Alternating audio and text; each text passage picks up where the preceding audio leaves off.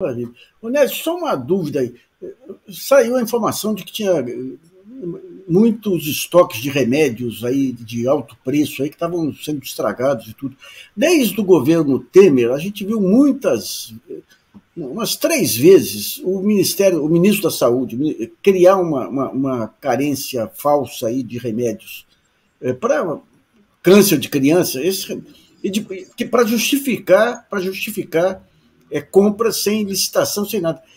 Nesse caso desses remédios que estão sendo envelheceram, estão sendo destruídos, o que foi? Foi má gestão ou a intenção era abrir licitação ou compra de remédios aí para substituí-los? Eu não tenho condições e elementos para afirmar e julgar como agente público que foram intencionais para fins de forçar contratos emergenciais. O que, de fato, existe como uma infeliz rotina em muitos serviços de saúde, a perda de medicamentos por falta de programação da aquisição, da compra, da distribuição, por falta de um sistema nacional mais bem articulado que possa garantir que as compras nacionais, que são uma decisão acertada. Existem medicamentos, Luiz, que se você pulverizar a compra por estado, por hospital, a perda de escala ela é tão prejudicial que ela pode até impedir que aquela política se viabilize. Sim, sim. E ela custaria muito para o poder público.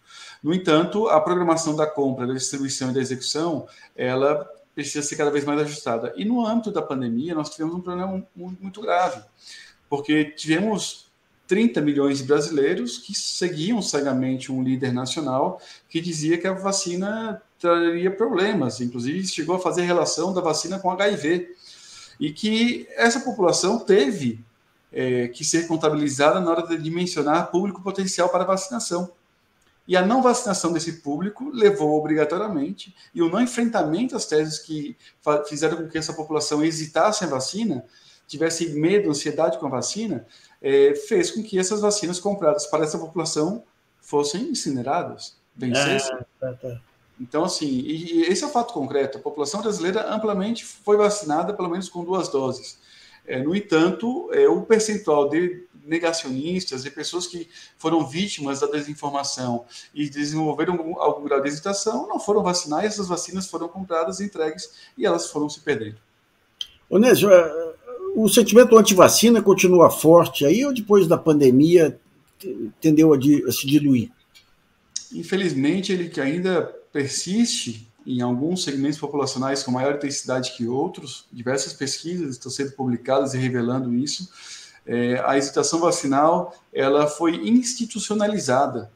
Nós nunca antes, independente de termos tido governos de direita, de esquerda ou de centro, governos de transição, nem no período militar, né, nós tivemos uma legitimação por parte do governo central de grupos e movimentos e teses antivacinas e negacionistas.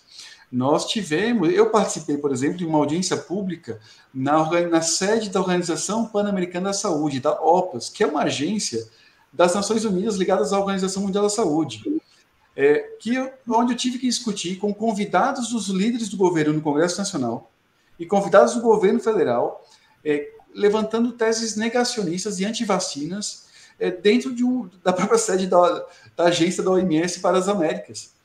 E eram os convidados do governo central. Eles não eram quem haviam se inscritos num edital, num chamamento, numa audiência. Não, eram as pessoas convidadas pela líder do governo na Câmara.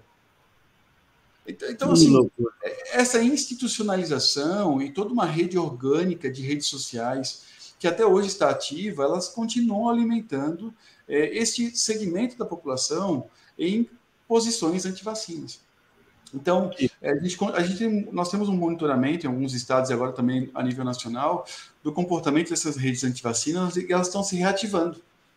Elas tiveram no finalzinho do ano, entre outubro e dezembro, uma redução e voltaram a ser reativadas em todo o país.